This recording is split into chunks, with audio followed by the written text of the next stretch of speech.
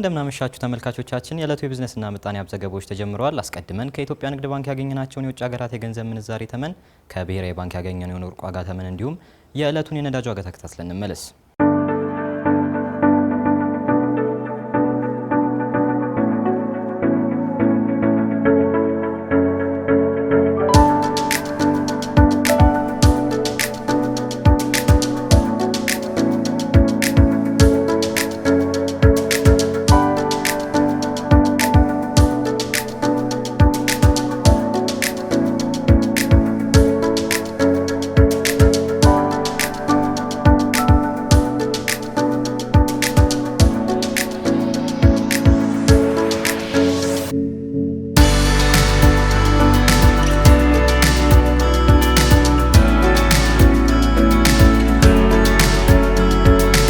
በሀገር አቀፍ ደረጃ ከ215 ቶን ያላነሰ ማር መመረቱ ተገለጸ።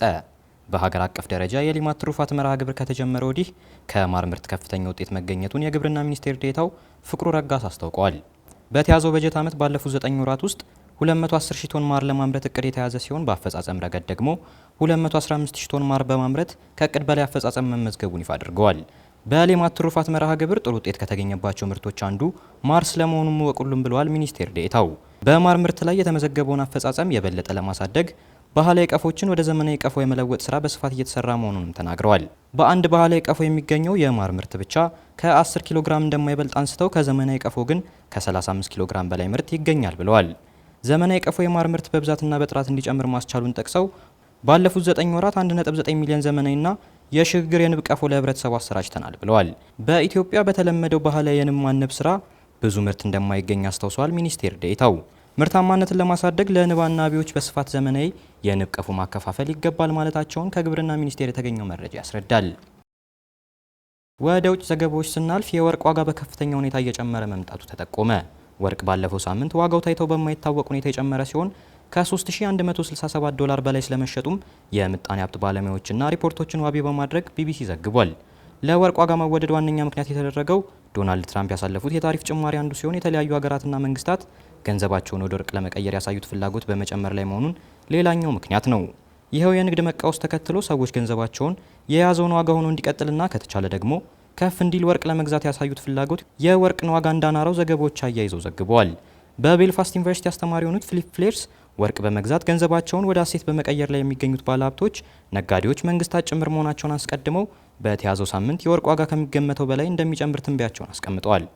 የዓለም አቀፍ ገበያ ላይ ማንኛውም ነገር የዋጋ ማሽቆልቆል ሲያሳይ እንደ አማራጭ የሚወሰደው ወርቅ መሆኑን የሚናገሩት አስተማሪው አስተሳሰቡ በተቃራኒው ሊሆን የሚችልበት አግባብ መኖሩንም ጠቁመዋል። እንደ ምሁሩ ገለጻ ምንም እንኳን መንግስታትና ባለሀብቶች ብሎም ነጋዴዎች ገንዘባቸው ባለው ዋጋ ልክ እንዲቆይ ወርቅ ላይ መዋልን እንደ አማራጭ ቢወስዱትም አካሄዱ ያሰቡትን ያክል አዋጭ ላይሆን እንደሚችል ማንሳታቸውን የዘገበው ሞርኒንግ ስታር ነው። ቻይና አሜሪካ ላይ የጣለችባትን ታሪፍ ሙሉ ለሙሉ ካልሰረዘች እስከ መጨረሻው ለመፋለም ዝግጁ መሆኗን አስታወቀች። መሰረት ነቃ። በአሜሪካና ቻይና በሁለቱ ሀገራት መካከል የሚስተዋለው የንግድ ጦርነት አሁንም እንደቀጠለ ነው። የቻይና ባለስልጣናት አሜሪካ በሀገራቸው ላይ የጣለችውን ታሪፍ ሙሉ ለሙሉ ማንሳት እንደሚገባት በማስጠንቀቅ ላይ መሆናቸውን ዓለም አቀፍ የመገናኛ አውታሮች በመዘገብ ላይ ናቸው። የአሜሪካው ፕሬዝዳንት ዶናልድ ጄ ትራምፕ በሌሎች የንግድ አጋር ሀገሮች ላይ የጣሉትን ታሪፍ አፈጻጸም ለ90 ቀናት ያራዘሙ ሲሆን በአንጻሩ በቻይና ላይ የጣሉትን ታሪፍ ደግሞ ወደ 143 በመቶ አሳድገዋል። ይኸውን ተከትሎ የቻይና ባለስልጣናት ከፍተኛ ተቃውሞ በማሰማት ላይ ናቸው። እነ ሲኤንኤን ዘገባ የቻይና ባለስልጣናት አሜሪካ ታላቅ ስህተቷን ለማረም ጊዜ ወስዳ እንድታስብ እናሳስባለን ብለዋል። ባለስልጣናቱ አክለውም አሜሪካ በፕሬዝዳንቷ ዶናልድ ጄ ትራምፕ በኩል የሰራችውን ስህተት ለማረም አሁንም ጊዜ አላት ሲሉ ተደምጠዋል። የቻይና የንግድ ሚኒስትር በጉዳዩ ላይ ባወጣው መግለጫ አሜሪካ ያጻፋ የምትለውን የታሪፍ ጭማሪ በመተውና በማቆም አለፍ ሲልም በመሰረዝ ቀድሞ ወደ ነበረበት ትክክለኛ የጋራ ተጠቃሚነት መንገድ መመለስ ይገባል ብለዋል። ሚኒስትሩ ይህን ከማለታቸው አስቀድሞ ባለፈው ሳምንት ፕሬዝዳንት ትራምፕ ከቻይና የሚመረቱ የተወሰኑ የኤሌክትሮኒክስ ዕቃዎችን ከታሪፍ ነፃ ለማድረግ መዘጋጀታቸውን መናገራቸው የሚታወስ ነው። ይኸውን ተከትሎ ግላዊ ምሁራዊ አስተያየታቸውን የሰጡ የፖለቲካል ኢኮኖሚ ተንታኞች በበኩላቸው ትራምፕ በከፈቱት የንግድ ጦርነት እየተሸነፉ ናቸው ሲሉ ተደምጠዋል። የአሜሪካው ፕሬዝዳንት ከቻይና በሚገቡ በተለይ የኤሌክትሮኒክስ ምርቶች ላይ ይደረጋል ያሉት ነፃ ታሪፍ ንግድን ተከትሎ መግለጫ የሰጡት የአሜሪካው የንግድ ሚኒስትር ሃዋርድ ሉትኒክ በበኩላቸው መሰል ውሳኔዎች የሚኖራቸው ቆይታ አጭር ጊዜ ብቻ ይሆናል ብለዋል። ሚኒስትሩ አክለውም ከቻይና በሚገቡ የኤሌክትሮኒክስ መሰል ምርቶች ላይ የሚደረገው የታሪፍ ጭማሬ ከፍተኛ መጠን ያለው ሲሆን በቁጥር ደረጃ ከተወሰኑ ቀናቶች በኋላ ይፋ ይደረጋል ማለታቸው ነው የተመላከተው።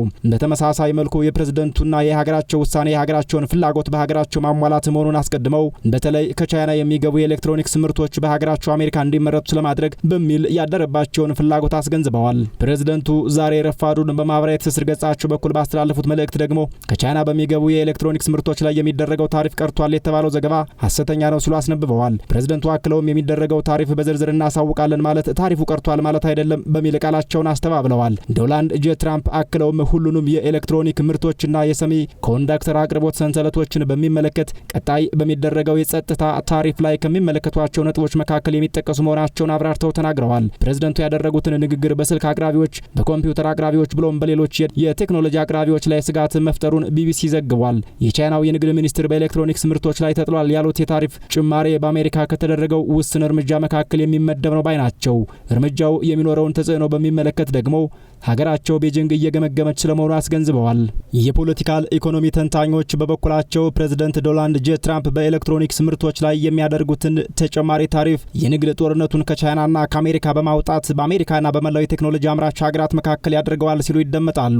በያዝነው ወር ሚያዝያ መጀመሪያ አካባቢ ፕሬዝደንት ትራምፕ ከቻይና በሚገቡ ምርቶች ላይ የ45 በመቶ ታሪፍ የጣሉ ሲሆን አሁን ላይ ከቻይና ወደ ሀገራቸው ገበያ በሚገቡ ምርቶች ላይ የጣሉት ታሪፍ 145 በመቶ ማደጉን አስታውቀዋል። ቻይና በበኩሏ የአሜሪካን እርምጃ በመከተል ከአሜሪካ በሚገቡ የአሜሪካ ምርቶች ላይ የ34 በመቶ ታሪፍ ጥላ የቆየች ሲሆን ፕሬዝዳንት ትራምፕ የወሰዱትን ማሻሻያ ተከትሎ ማለትም አሜሪካ ያደረገችውን የታሪፍ ጭማሪ ተከትሎ ወደ 84 በመቶ ያሳደገች ሲሆን አሁን ላይ 125 በመቶ ማሳደጓን አስታውቃለች። ቻይና አሜሪካ በከፈተችው የንግድ ጦርነት ከመጨረሻው የምትቀጥልበት ከሆነ ለመፋለም ዝግጁ መሆኗን በተለያየ መንገድ በመግለጽ ላይ ትገኛለች። ነጩ ቤተ መንግስት በበኩሉ አሜሪካ በንግድ አጋር ሀገራቶች ላይ የታሪፍ ጭማሪ የምታደርገው የተሻለ የንግድ ስርዓት ለመፍጠር በማለም ስለመሆኑ አስታውቋል። ፕሬዝዳንቱ የተዛባ በሚል የገለጹትን የዓለም የንግድ ስርዓት ለማስተካከል ሁሉም የዓለም ሀገራት የገበያ ፍላጎታቸውን ከአሜሪካ በተለየ እንዲመለከቱ ለማድረግ ካልሆነ ደግሞ ሀገራቸው አሜሪካ በሚገባት ልክ እንድትጠቀም ለማድረግ አለፍ ሲልም አሜሪካን የፋብሪካዎች ባለቤት ለማድረግ እየሰሩ መሆናቸውን ደጋግመው ሲናገሩም ይደመጣሉ። ፕሬዝዳንቱ አክለውም በርካታ የስራ ዕድሎችን ለመፍጠር እየሰሩ ስለመሆናቸው ቢናገሩም አሜሪካ በምታደርገው ጣልቃ ገብነት የተነሳ ስቶክ ማርኬቱ ከፍተኛ ግሽበት ያስመዘገበ ሲሆን የዓለም ንግድም በመቀነስ ላይ መሆኑ ተዘግቧል። በተያያዘም በግለሰቦች ኢኮኖሚያዊ መስተጋብር ላይ ከፍተኛ ግምት የሚሰጠው መቀዛቀዝ እያስከተለ መሆኑ በስጋትነት ተቀምጧል። ትንታኔ ቢዝነስ ዘገባውን ለማስተናዳት ሲኤንኤንን፣ ቢቢሲን፣ አልጀዚራን፣ ዘጋርዲያንን እና ሌሎች የዜና አውታሮችን በዋቢነት ተጠቅመናል። ተመልካቾቻችን የዕለቱ የቢዝነስና ምጣኔ ሀብት ዘገባዎች በዚሁ ተጠናቋል።